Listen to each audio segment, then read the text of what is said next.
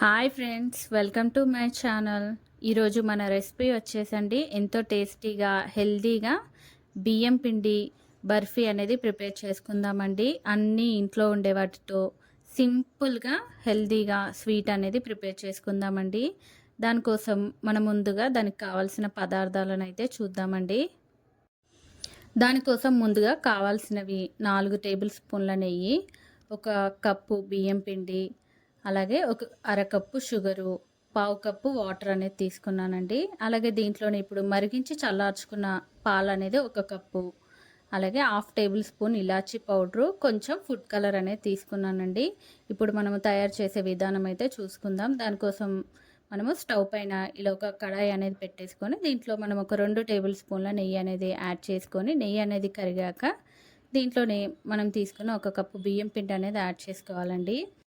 ఇప్పుడు బియ్యం పిండి అనేది నెయ్యిలో బాగా వేయించుకోవాలండి. ఇలా మనం పచ్చివాసన పోయే వరకు బియ్యం పిండి అనేది ఈ విధంగా నెయ్యిలో అనేది వేయించుకున్నాక ఇప్పుడు బియ్యం పిండి అనేది తీసి పక్కన పెట్టుకుందామండి.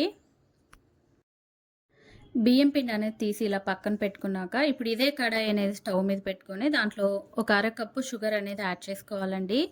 ఇప్పుడు దీంట్లోనే ఒక పావు కప్పు వాటర్ అనేది యాడ్ చేసుకొని మనం షుగర్ అనేది ఇలా బాగా కరిగించుకోవాలండి. కలుపుకుంటూ మనకి షుగర్ అనేది లైట్ తీగపాకం అనేది వస్తే సరిపోతుందండి.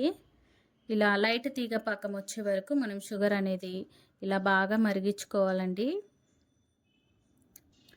చూడండి, ఈ విధంగా లైట్ తీగపాకం అనేది వస్తే మనకి సరిపోతుందండి. ఇప్పుడు ఇలా లైట్ తీగపాకం వచ్చాక దీంట్లోనే ఇప్పుడు మనము మరిగించి చల్లార్చుకున్న పాలు అనేది తీసుకున్నాం కదండి, ఆ పాలు అనేది కూడా ఇప్పుడు దీంట్లో ఇలా డైరెక్ట్గా యాడ్ చేసుకోవాలండి. ఇలా పాలు అనేది కొంచెం కొంచెంగా యాడ్ చేసుకుంటూ కలుపుకుంటూ యాడ్ చేసుకోవాలండి. ఇలా యాడ్ చేసుకున్నాక ఇది అనేది మనం ఒక 2-3 నిమిషాల పాటు అనేది పాలు అనేది మరిగించుకుంటే సరిపోతుందండి. చూడండి, పాలు అనేది మరుగుతున్నప్పుడు దీంట్లో ఒక హాఫ్ టేబుల్ స్పూన్ ఇలాచీ పౌడర్ కూడా యాడ్ చేసుకొని ఇది అనేది ఒకసారి బాగా కలుపుకున్నాక మనం ఇందాక వేయించి పెట్టుకున్న బియ్యం పిండి అయితే ఏదైతే ఉందో ఆ బియ్యం పిండి అనేది కూడా తీసుకొని కొంచెం కొంచెంగా మనం యాడ్ చేసుకుంటూ ఇది అనేది ఎక్కడ ఉండలు లేకుండా కలుపుకోవాలండి. చూడండి, ఇలా ముద్దగా అయ్యే వరకు అనేది ఇది బాగా ఉడికించుకోవాలండి. ఇలా ముద్దగా అయ్యాక దీన్ని బాగా కలుపుకొని దీంట్లోనే మనకి ఇంకా 2 టేబుల్ స్పూన్ల నెయ్యి అనేది ఉంది కదండి, ఆ 2 టేబుల్ స్పూన్ నెయ్యి అనేది కూడా యాడ్ చేసుకొని దీన్ని బాగా కలుపుకోవాలండి. చూడండి, ఈ విధంగా కలుపుకున్నాక స్టవ్ అనేది ఆఫ్ చేసుకొని ఇలా ఒక ప్లేట్కి నెయ్యి అనేది అప్లై చేసి మనం తీసుకున్న ఈ బియ్యం పిండి మిశ్రమం ఏదైతే ఉందో దాన్ని 2 భాగాలుగా అనేది ప్రిపేర్ చేసుకోవాలండి.